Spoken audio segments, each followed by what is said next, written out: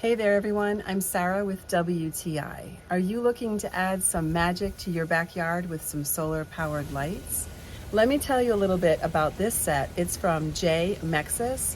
These are solar Meteor shower lights in a warm white. Now for this set of trees, I have 5 sets of these lights. And the first thing I have to tell you is how easy they are to install or place in the trees. I love the look of these lights. It totally transforms my backyard. I wanted to place them in my stand of palm trees that go on the left side of my yard. It gets so dark there at night, it's just so gloomy, and I thought, let's brighten it up with some beautiful lights.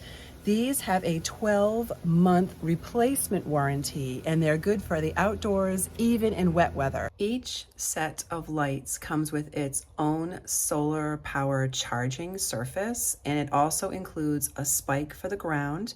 And the surface is adjustable, so depending on where you're placing it and where the sun is going to be, you can actually tilt the surface of the solar receptor so you get the best possible sun exposure. The lights themselves are lightweight, so I was able to place them in the trees. They didn't pull the branches down, they weren't too heavy, but even in windy conditions, they stay put.